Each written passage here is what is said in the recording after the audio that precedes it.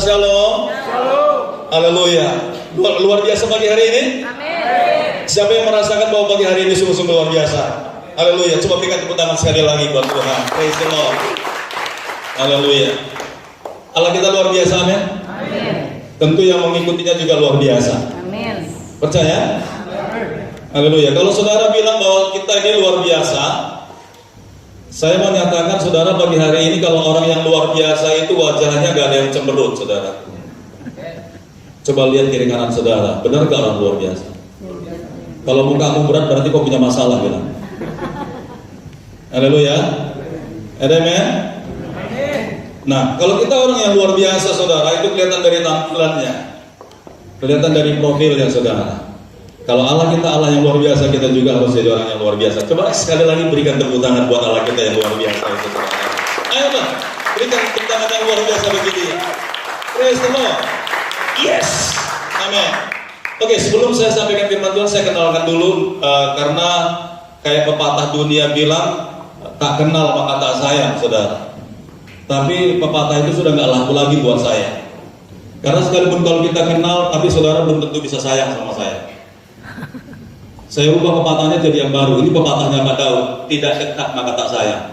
Yang setuju katakan amin. Amin. Kalau saudara mau dapat sayang dari saya, harus dekat dulu dengan saya. Amin.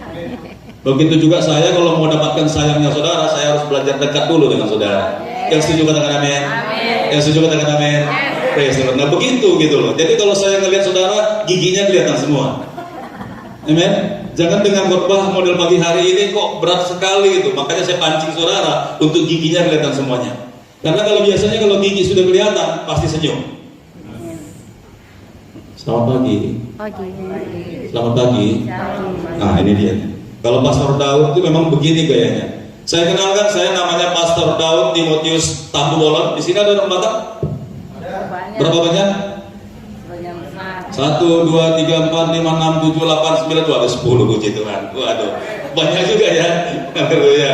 Oke, saya didampingi istri saya pagi hari ini dan beberapa rekan saya yang saya kenal ada di sini dan juga ada Risma, ya, ada juga Ibu Hermina dan dia semangat. Pastor Daud, khotbah di mana hari ini? Oh, di gerejanya Pak Yosia. Ah, aku ikut. Nanti aku mampir ke rumah. Aku ikut. Tepuk tangan dulu dong buat Ibu Hermina, saudaraku. Wah, luar biasa sekali ya. Ada Risma juga di sini ya.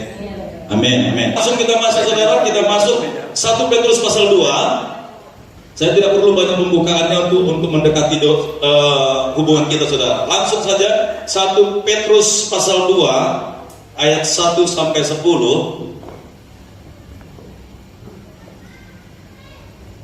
Tapi saya akan bahas dulu saudaraku di ayat 9. Ya. 1 Petrus pasal 2 dari ayat 1 sampai 10, tapi saya akan ambil dulu ayat 9. Sudah dapat semuanya? Amin. Slide-nya bisa keluar? Ada kitabnya di slide? Bisa? Oke. Sama-sama dulu kita baca ya. 1, 2, 3. Tetapi kamulah bangsa yang terpilih, imamat yang rajani, bangsa yang kudus, umat kepunyaan Allah sendiri, supaya kamu memberitakan perbuatan-perbuatan yang besar dari Dia yang telah memanggil kamu keluar dari kegelapan kepada terangnya yang ajaib, saudaraku. Ya, nanti kita baca di atasnya itu judulnya Yesus Kristus Batu Penjuru. Tetapi saudara, sering kita dengar, bahkan kita baca ayat ini, kita perlu banyak lebih tahu, lebih dalam lagi saudara. Saya akan coba bahas ya. Tetapi kamulah bangsa yang terpilih. Alkitab berkata banyak yang dipanggil. Halo, banyak yang dipanggil. Tetapi firman Tuhan ini berkata, tetapi kamulah bangsa yang terpilih. Banyak yang dipanggil, sedikit yang terpilih. Kalau saudara mengakui bahwa saudara orang yang terpilih, saudara hebat gak? Hebat. Saudara hebat gak? Siapa di sini yang mau ikut untuk menjadi orang-orang yang terpilih? Kalau nggak angkat tangan benar-benar ketinggalan, saudara. Haleluya, amin ya. Nah, coba saudara perhatikan ayat ini, ya. Firman Tuhan berkata, banyak yang terpanggil, sedikit yang terpilih.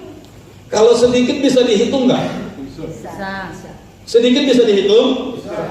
Kalau banyak bisa dihitung? Bisa. Siapa bilang bisa dihitung banyak? Banyak itu nggak bisa dihitung. Kalau 100 bisa dihitung? Bisa. 1000? Bisa. 1 juta? Bisa. 1 miliar? Kalau banyak nggak bisa dihitung. Unlimited. Dan Tuhan panggil banyak orang, tapi hebatnya sedikit yang terpilih. Wow, berarti kalau kita ini orang-orang yang dipilih dari miliaran bahkan nggak terhitung, saudara-saudara salah satunya. Amin. Bangga nggak? Bangga nggak? Amin. Ya, betul. Tetapi kamulah bangsa yang terpilih, imamat rajani, imamat yang berkerajaan, saudara. Tujuannya Tuhan, saudara dipilih untuk melakukan sesuatu, menjadi imam-imamnya Tuhan di akhir zaman ini, saudara. Amin. Tua, muda, laki-laki, perempuan, remaja, semuanya mau dijadikan Tuhan jadi imam-imam yang punya kerajaan. Haleluya. Amin. Tapi masalahnya, saudara, waktu kita mau masuk dalam level dipilih itu tidak mudah. Katakan tidak mudah. Tidak mudah. Harus banyak yang kita lepas, saudara. Segala sesuatu yang tidak berkenan di hadapan Tuhan, kita harus berani untuk tidak menghidupinya lagi. Itu yang namanya dipilih. Nah, kadang-kala untuk memilih anak-anak Tuhan itu, Tuhan sengaja membuat yang namanya seleksi.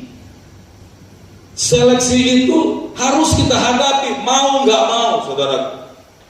Mungkin beberapa teman di sini pernah saya kasih satu ilustrasi, saudara. Bagaimana seorang penjual sayur mayur, salah satunya kentang. Seorang pedagang sayur mayur, salah satu bahannya kentang, sedang membeli dengan ukuran 1 truk, saudara.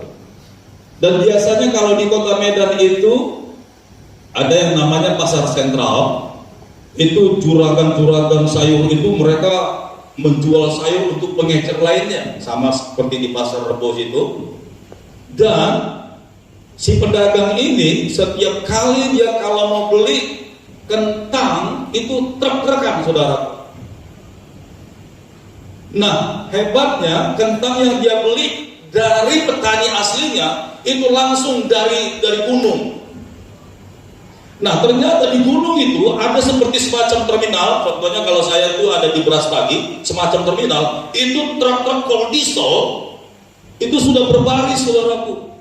Dan para pedagang mau membeli kentang yang ada di dalam truk ini. Lalu mereka manjat di truk itu, lalu melihat semuanya sama, saudaraku. Truk yang satu dilihat, truk yang dua dilihat, pokoknya hitungannya borongan. Agar si pedagang ini tidak rugi, apa yang harus dia kerjakan, saudara? Karena kalau di dalam truk itu kentang itu bercampur dengan tanah. Kelihatannya di atas itu besar-besar, tapi hebatnya pedagang ini dia nggak bisa ditipu, saudara. Karena kalau dia salah beli, begitu diturunkan nanti kentangnya, dibilang ada kentang besar, kentang sedang, kentang yang lebih sedang lagi, dan kentang kecil. Ternyata semuanya dalamnya kentang kecil. Dia rugi, saudara. Apa yang pedagang-pedagang ini lakukan? Saudara tahu? Itu satu orang yang punya truk ini, dia dekatin, dia bilang begini, bro, yuk kita jalan dulu truk ini jalankan dulu yuk, cari jalan yang paling jelek. Saudara tahu tujuannya itu apa? Loh, itu kentang, saudara, begitu dibawa, berubuk, dia cari jalan yang paling jelek. Tenang, nanti aku bayar ke tukang solarmu ini, katanya begitu. Lalu supir itu mulai dia bawa, dia cari jalan yang lubang, gedebuk, gitu loh. Saudara tahu tujuannya itu apa? Goyang. Terbalik. Halo? Tanya terbalik-balik. Nih sampai khotbahnya udah mulai begini-begini. Hah? Kentangnya terbalik-balik. Untuk menunjukkan kentang yang besar, semuanya besar, Besar ke bawah. harus digoncang dulu, saudara. Nggak percaya? Nanti bukti ambil pasir, Saudara goncang begitu dalam satu piring aja, begitu digoncang berapa kali, yang keluar yang halus atau yang besar-besar? Halus. Halo? Besar-besar naik. Kecil turun. Yang kecil atau yang besar? Jawab dong. Besar. Yang besar. Amin. Itulah kentang pilihan saudara besar. Buat terap itu dites sama dia. Begitu dia balik lagi ternyata yang mau kecil semua, dia tahu ini mau ngebohongin saya nih. Nggak jadi. Dia tes semua, dia kasih bayar tuh semua supir. Begitu dia ketahuan bahwa ada satu truk itu yang udah ngalami goncangan yang begitu dahsyatnya, selama setengah jam dari gunung itu dia turun lagi saudara, itu kelihatan yang besar semua, itu yang dia beli. Halo, saya mau bilang hari ini, kalau saudara mau dipilih, Tuhan harus siap untuk hadapi goncangan. Amin. Itu dia, benar-benar newborn. Jangan berlagak menjadi anak Tuhan, menjadi orang pilihan Tuhan, tapi nggak siap untuk digoncang, saudara. Yes. Tuhan akan goncang. Saya nggak akan bilang tubuhmu sakit dulu, enggak. Dari kehidupan lamamu engkau harus berpisah. Engkau harus mengalami yang namanya pelepasan daging. Itu goncangan, saudaraku. Apa yang Tuhan tidak suka dari sifatmu, dari kehidupan nenek moyangmu, Tuhan bilang lepaskan itu. Oh, ikut Tuhan ya, Pak. Kalau kita mau menjadi orang pilihan itu digoncang, Pak. Digoncang. Baru yang namanya pilihan. Yes. Untuk apa itu sebenarnya? Lihat. Tetapi kamulah bangsa yang terpilih. Nah, ini orang yang saya digoncang tadi ya. Imamat yang rajani. Orang-orang yang siap untuk menyembah Tuhan, apapun yang terjadi dalam dirinya, dia tetap akan bilang Yesus itu baik. Amin. Dia akan tetap bilang Yesus itu Tuhan saya. Yes. Jangan saudara udah ikut Tuhan bertahun-tahun, hidup gak berubah, mulai berubah juga iman saudara. Waktu sakit penyakit datang ke dalam hidupmu, mulai berubah juga hidup saudara. Dan saudara gak bisa bilang Tuhan Yesus itu baik. Apakah itu label orang-orang pilihan? No.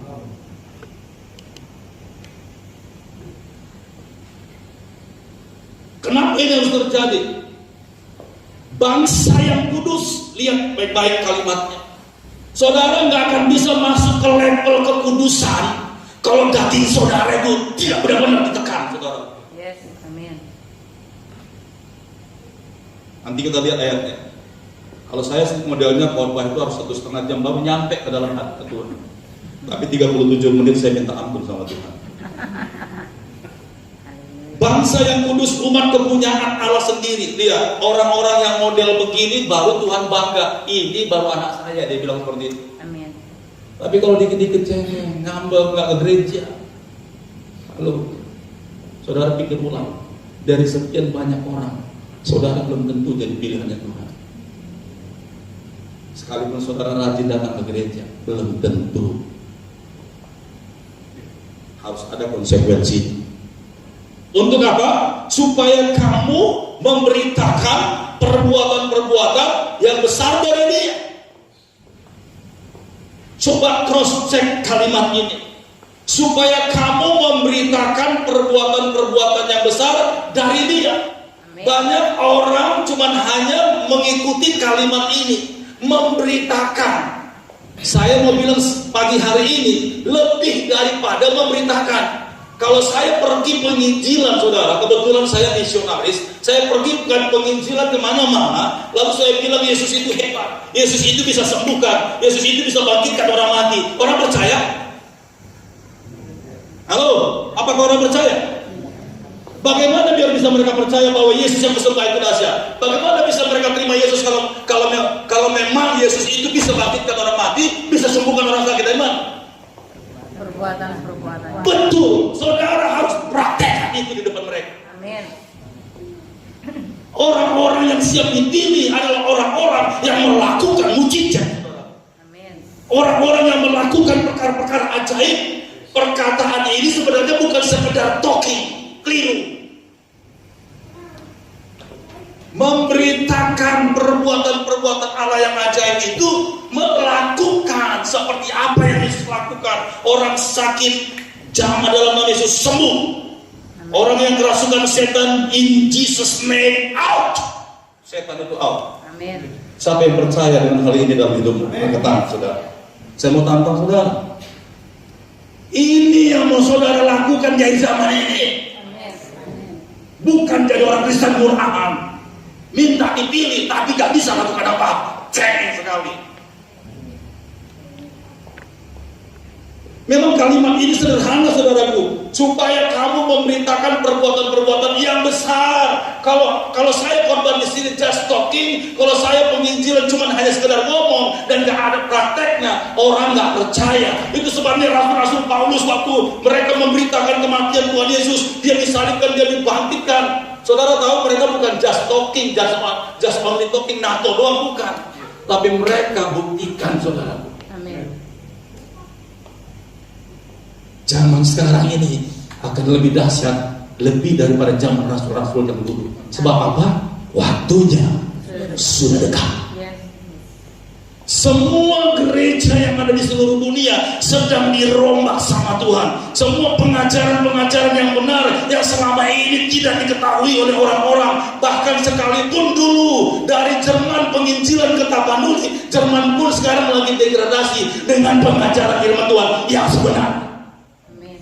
Tapi Tuhan bilang waktuku sudah dekat. Hai Yohanes, jangan meteraikan firman-Ku lagi. Buka. Amin.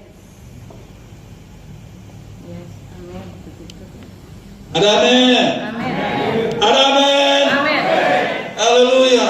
Ikut Tuhan, jangan main-main. Kalau memang benar saudara ini adalah akulah orang yang terpilih Tuhan, what do you want? I will do for you. Apapun konsekuensi.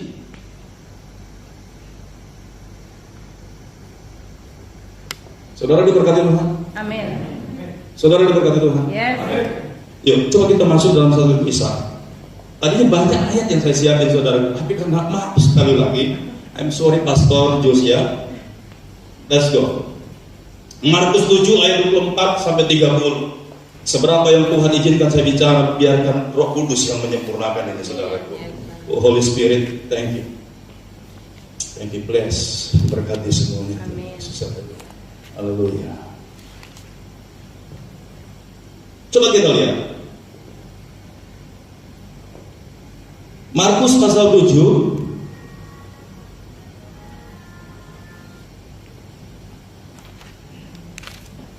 dari ayat 24.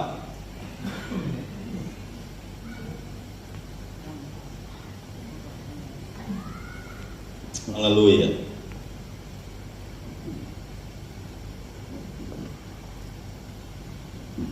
Sampai kita selesaikan ya. Amin.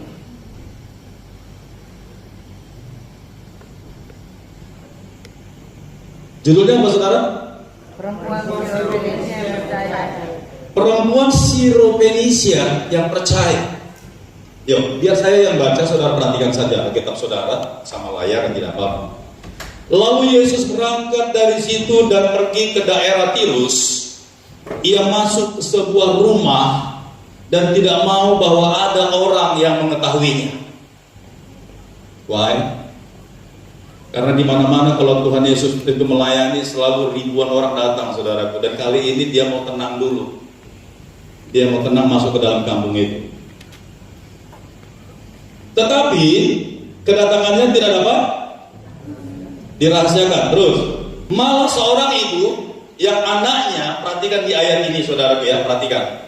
Malah seorang ibu yang anaknya perempuan kerasukan roh jahat segera mendengar tentang dia, lalu datang dan tersungkur di depan kakinya. Lanjut.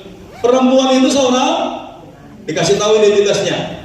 Perempuan itu seorang Yunani, bangsa Siropenisia. Pegang ya. Seorang Yunani, bangsa Siropenisia. Ia memohon kepada Yesus untuk mengusir setan itu dari anaknya. Ayat 7.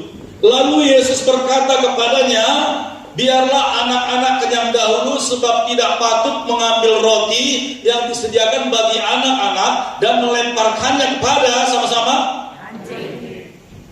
Kurang kencang. Kepada anjing. Waduh.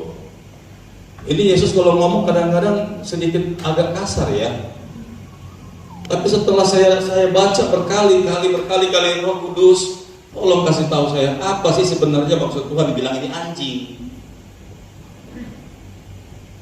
Tetapi perempuan itu menjawab, benar Tuhan, tetapi anjing yang di bawah meja juga makan remah-remah yang dijatuhkan anak-anak. Lanjut. Maka kata Yesus kepada perempuan itu, karena kata-katamu itu, pergilah sekarang, sebab setan itu sudah keluar dari anakmu. Perempuan itu pulang ke rumahnya, lalu didapatinya anak itu berbaring di tempat tidur, sedang setan itu sudah keluar. Haleluya. Nah saudaraku, ini perempuan Siro-Fenisia yang percaya ini tadi ditulis berasal dari mana? Yunani itu ibu kotanya apa saudara? Ada yang tahu? Nah kita belajar Alkitab sedikit. Coba kita buka dulu Kisah Rasul 17 ayat 16. Kita sambil baca firman tapi belajar sejarah saudara. Ya, biar semuanya jadi orang teologi di sini. Amin. Ya kan? Orang-orang pilihan itu harus tahu dong, bukan sekedar baca. Kisah Para Rasul 17 ayat 16.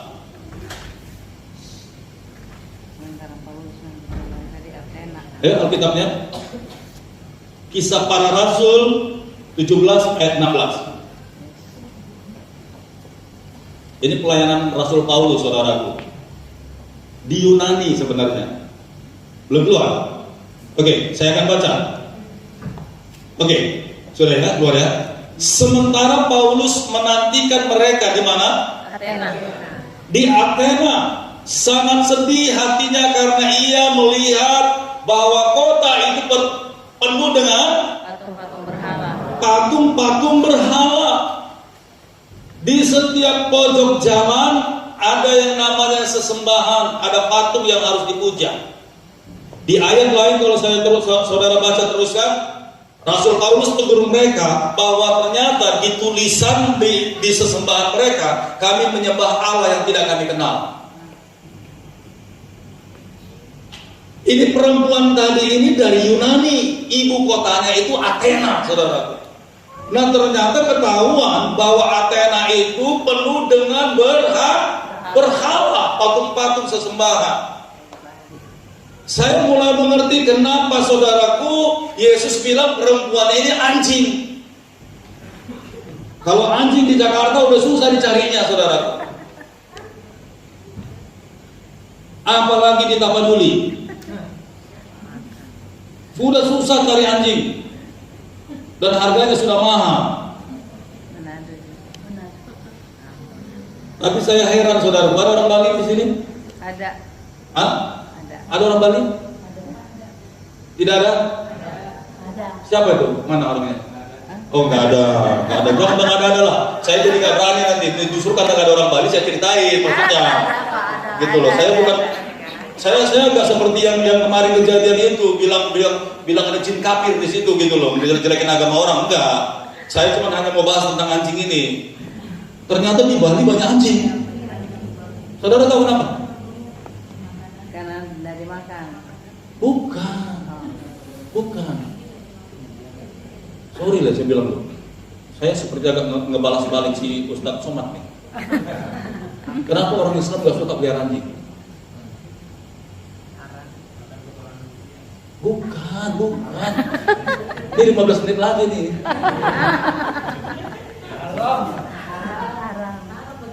Bukan. Karena mereka itu masih percaya dengan yang namanya jin, saudara tahu? Dan mereka masih bisa yang namanya mengundang jin masuk rumah mereka. Kalau mereka pelihara anjing, itu anjing sangat peka dengan yang namanya roh halus, roh jahat dan jin. Itu anjing langsung menggonggong, begitu loh. Itu jin gak bisa datang. Ngerti maksudnya? Amin. Di kampung saya juga dulu begitu. Kalau ada yang lewat, itu anjing langsung melolong. Serem banget saudaraku. Apa saudara pikir itu cuma hanya drama-drama misterius? Itu memang real saudaraku. Anjing itu bisa lihat sesuatu, tapi anehnya anjing nggak bisa merasa Roh Kudus. Gak percaya, saudara boleh nyembah di lapangan anjing berkeliaran, gak dia gonggong, saudara. Saudara kita bahasa sampai kayak kebakaran, anjing gak menggonggong. Tapi kalau jin lewat, saudaraku, Amin. saudara tahu, ini di orang Yunani, ibu-ibu dari Venesia ini salah satu orang yang menyembah berhala, dan mereka sangat tahu kapan itu setan lewat.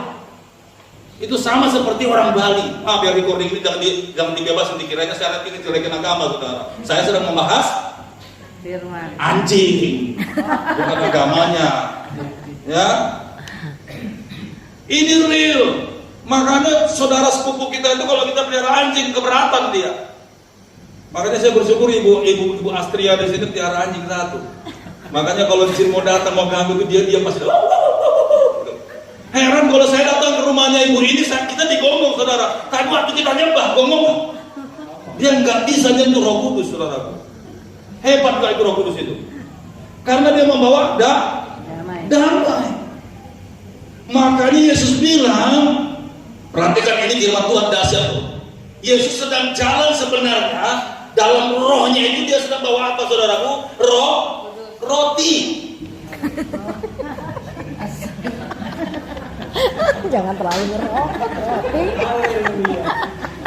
Loh, tadi bukankah memang dia bilang tidak baik memberikan roti yang sudah disiapkan sama anak-anaknya dan melemparkan sama anjing? Benar gak? Ya. Yesus sedang jalan bawa apa ini? Bawa roti buat siapa, saudaraku? Murid-murid. Anak-anaknya, siapa anak-anaknya? Murid-murid. Yakin? Sekarang bilang kita, nanti begitu udah kejadian di koncak dulu sama Tuhan. Baru saudara tahu, saudara bilang saudara anak Tuhan. Ini khotbah bukan main-main, saudaraku. Perempuan Syrophenisia ini bergaul dengan banyak jin, bergaul dengan banyak setan, tapi anaknya kerasukan setan. Saya mau bilang setan itu nggak akan mungkin masuk ke dalam diri manusia kalau tidak diundang. Arti nggak bahasanya? Yes. Makanya jangan pergi ke dukun nih orang-orang ini. Kalau ada keluargamu yang ke dukun, orang tuamu ke dukun, itu yang Tuhan bilang tadi, dipisahkan hidupmu itu. Jangan hidup lagi dengan pola lama, berhala, percaya sama opung nenek moyang. Nggak enak kalau pagi hari ini saya bilang. Tapi itu tentu untuk membersihkan rohmu, saudara. Amin. 11 menit lagi. Haleluya. Haleluya. Haleluya. Berikan tepuk tangan dulu buat Tuhan Yesus. Haleluya. Praise the Lord. Cross check yourself. Dari mana kau lahir sekarang ini? Apakah orang tuamu juga termasuk seperti bangsa Syrophenisia ini, penyembah berhala yang suka bawa sesajen ke kuburan? Dan Tuhan bilang, let it, lepaskan itu. Amin. Ini perempuan ibu-ibu ini, saudaraku, berlagak main sama setan, sama jin-jin, sama arwah-arwah, kasih dupa-dupa di situ. Dia nggak tahu itu setan mana yang terima, nggak tahu dia. Karena dikasih kesempatan, setannya bukan hanya makan dupanya saja, tapi masuk dalam anaknya. Kadangkala sesepuh-sesepuh di situ ngundang setan di rumahnya, ibu ini nggak ngerti. Itu setan ya diundang datang. Makanya dulu ada ajaran sesat, anak-anak suka diajarin. Pernah nggak yang manggil jelangkung itu? Ya. Ada yang tahu? Itu benar. Bisa dipanggil nggak? Bisa. Oh, kalau bilang itu bisa, berarti benar-benar pelaku betul. Gitu.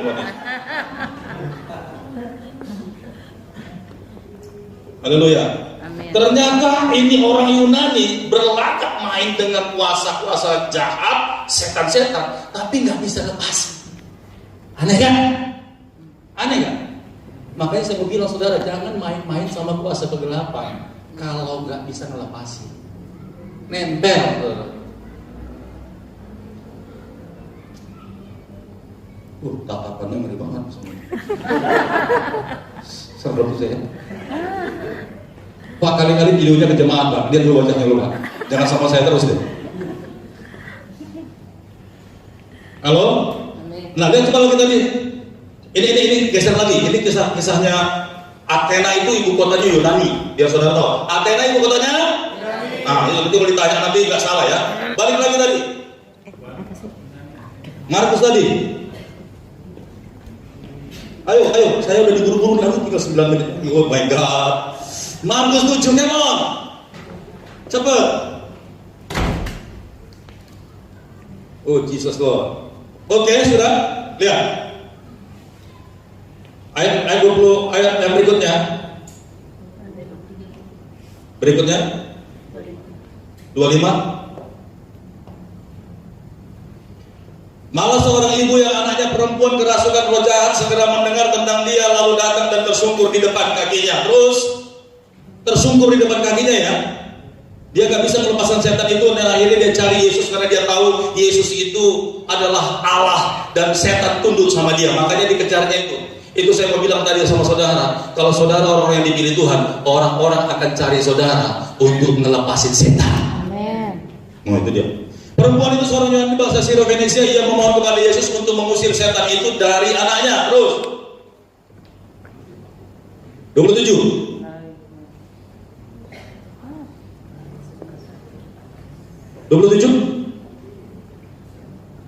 Tetapi perempuan itu menjawab, benar Tuhan, tetapi anjing yang dibawa meja juga makan remah-remah yang dijatuhkan anak-anaknya. Ini kalimat iman, benar Tuhan, tetapi anjing itu, maksudnya myself, saya siap Tuhan, memang akunya anjing Tuhan, tapi aku juga mau Bapak makan remah-remah. Saudara tahu remah-remah? Ya, apa? Apa itu remah-remah? Sampah. Sisa Pecahan roti. Sisa roti. Tapi anjing itu memakan remah-remah yang jatuh dari meja tuannya. Lalu Yesus berkata lagi ayat 29.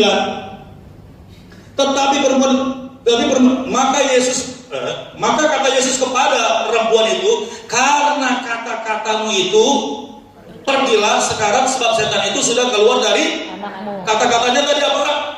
Benar Tuhan, tapi anjing itu makan, menerima yang namanya remah-remah yang jatuh dari meja tuannya. Saudara tahu remah-remah itu serpihan roti.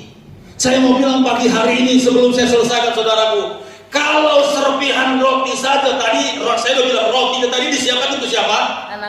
Anak-anak kerajaan Allah. Kalau serpihan roti saja mampu mengusir setan, apalagi roti yang akan Tuhan kasih sama saudara. Amin. Aminnya kecil. Amin. Jadi kalau saudara adalah orang pilihan Tuhan, benar gak tadi yang di 1 Petrus pasal 2 memberitakan perbuatan-perbuatan Allah yang besar? Ada amin? Yes. Itu saudara dan saya. Amin.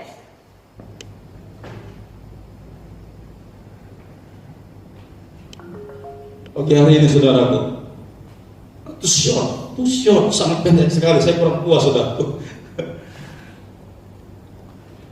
Let's pesan gembala kita, the newborn tahun ini, Amin. itu harus benar-benar jadi dalam hidupmu. Amin.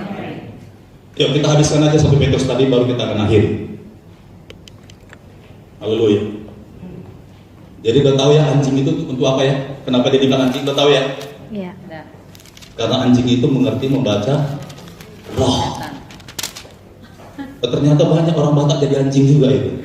Baca-baca. Roh setan dia tahu, tapi Roh Kudus gak ngerti. Banyak aja yang anjing, bener loh saya bilang loh. Saya orang Batak. Ngebaca setan bisa. Kalau kita bicara Roh Kudus nggak tahu. Anjing itu. Balik. Oke. 1 Petrus. Ini pendeta agak kasar ya. Nanti kita damai nanti di pintu situ. Amin. Jangan marah saya nanti pulang nanti bilang, Pak Yosia, saya tidak terima lagi pendeta sesat itu. Nanti kita damai ya. Tenang, nanti makan bakso boleh saya ajak.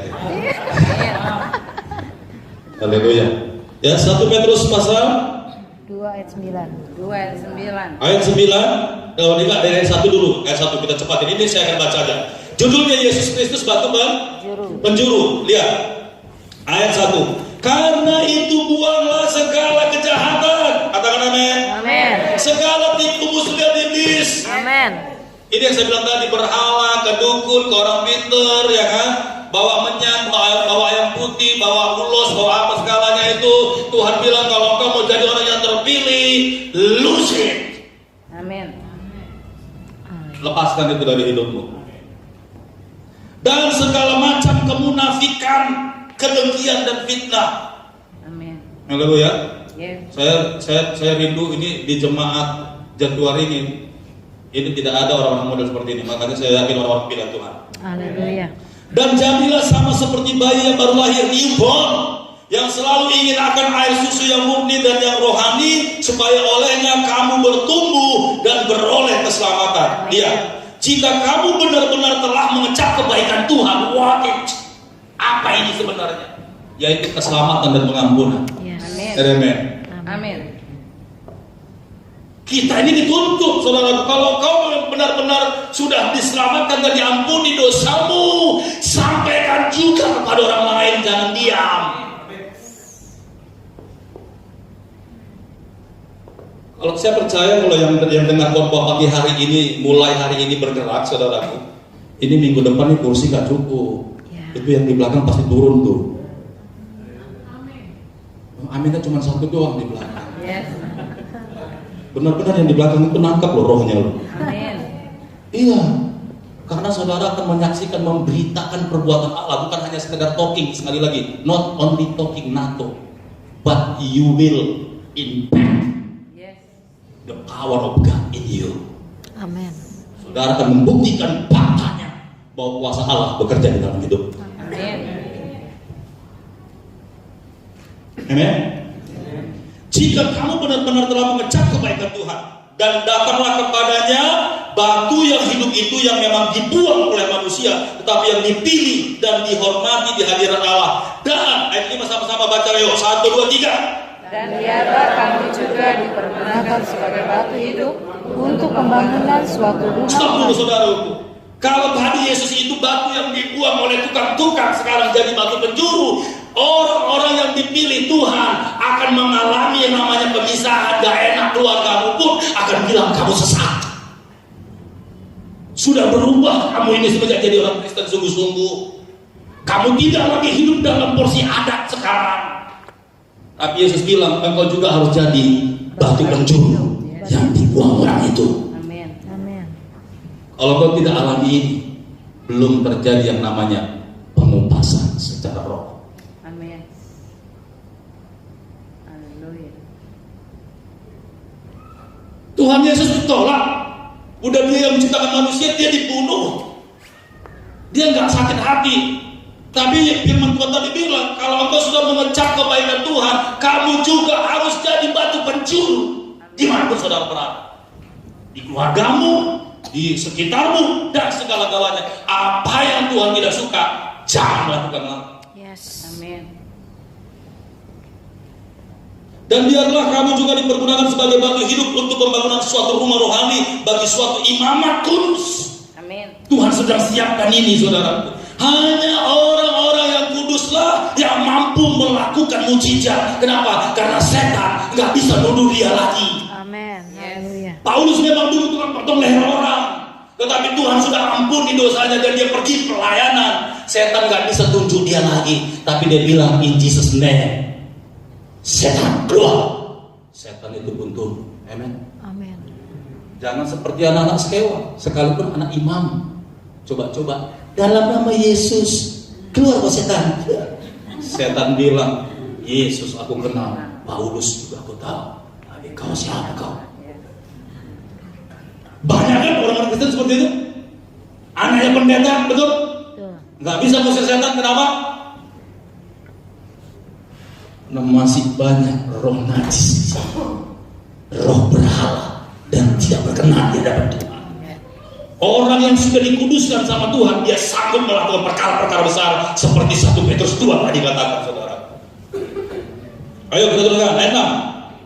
Oh, tinggal 5 detik. Sebab ada tertulis dalam kitab suci, sesungguhnya aku meletakkan di Sion sebuah batu yang terpilih, sebuah batu penjuru yang mahal, dan siapa yang percaya kepadanya tidak akan dipermalukan. So, ini juga sama terjadi dengan kamu, dengan kita semua. Siapa saja keluargamu yang tadi menghinamu, dia akan mendapat malapetaka. Tapi siapa yang percaya dan believe to your start, keluargamu akan diberkati. Amin. Haleluya.